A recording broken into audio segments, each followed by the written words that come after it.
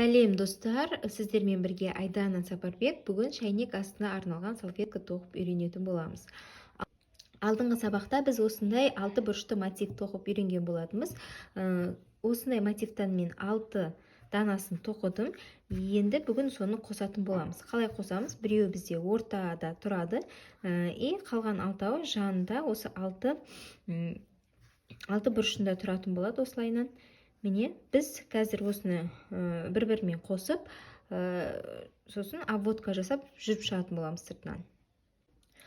Ол үшін бізге крючок немесе ине қажет болады, және мына түстегі жіп. Жіп бізде жуан болғандықтан, мына жаңағы мотивтарды қосқан кезде білініп қалуы мүмкін, сондықтан біз жіпті осылайынан 2-ге бөлеміз. Осылайынан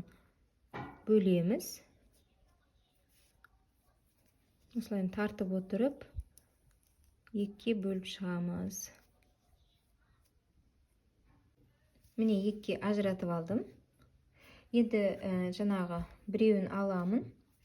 Осыны инеге кіргіземін. Мен қазір инемен қосатын боламын. Маған сол ыңғайлырақ. Инелерін жоқ болса, крючокпен қосуға да болады. Қазір екеуін де көрсетемін. Бірінші инемен, сосын крючокпен. Міне, бірінші біз мына ортаңғы бөліктегіні барлық жақтарымен қосып аламыз. Қазір мен мысалы мынамен мынаны қосып аламын. Ол үшін мен осылайынан бір-біріне беттестіремін. Мына жоғары жақта шетінде тұрғанды, мына біткен жеріміз бізде басқаша болып көрініп тұрады. Соны біз мына ортада тұрған мотивке осылайынан біріктіреміз, беттестіреміз оң жақ беттерін. Енді мына жерде бұрыштағы, ең бұрышындағы петляны инеге ілеміз. Бұрышындағы петляны инеге іліп, мына жақтағы мотивтің бұрышындағы петляға кіргіземіз. Кіргізіп, осы жерден мықтап бекітеміз, байлаймыз яғни.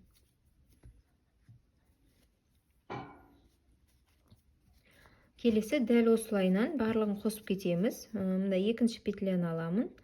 Мына жердегі екінші петляны аламын. Бұны біз жаңа крючокпен алсақ та болады. Міне, инемен қазір көрсетейін, сосын крючокпен көрсетемін. Осылайынан.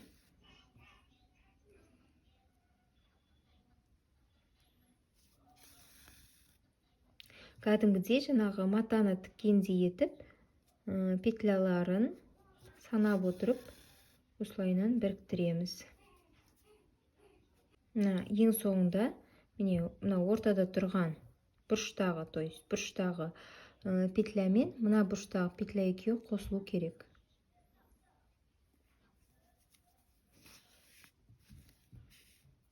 Міне.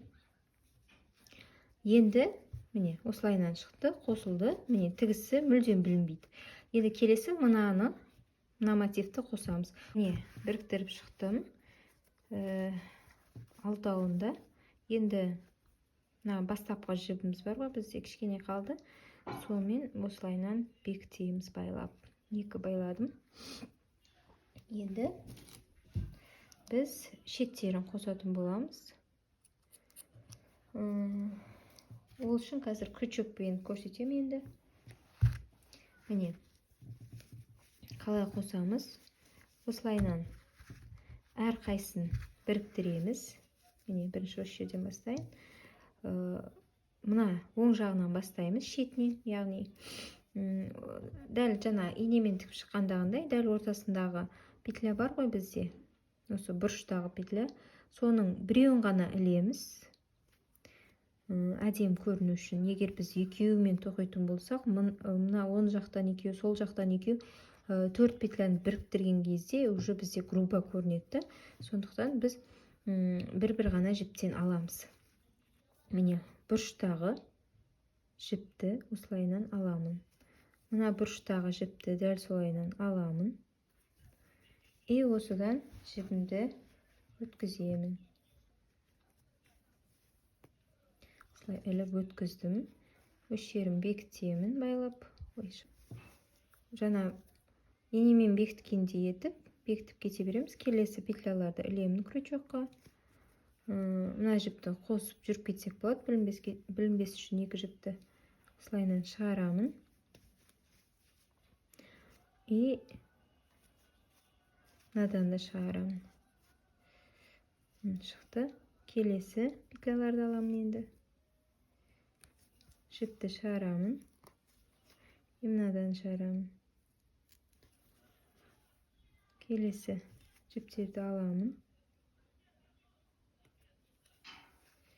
Осылайынан бекітемін.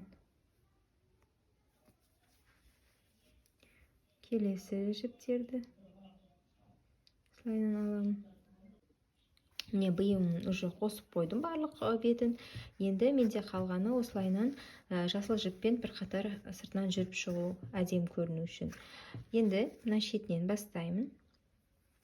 Кез келген шетінен бастай бересіз негізінде. Бірақ осындай бір бұрыштардан бастасақ білінбей кетеді. Міне бірінші осылайынан для подъема бір воздушный петля аламын. Мына жіпті артында қосып осылайынан ұстап тұрамын. Оны қазір біз тоқу барысында бекітіп жіберетін боламыз. Міне келесі петляға кіремін. Кәдімгі без накида тоқимын. Осылайынан. Мынаны кіргізіп жібереміз тоқып жатқан біздің петляларымыздың ішіне. Осылайынан әр петляның үстіне бір петлядан жүріп шығып тоқимыз. Міне бізде уже дайын. Шеттерін жасыл жіппен жүріп шықтым.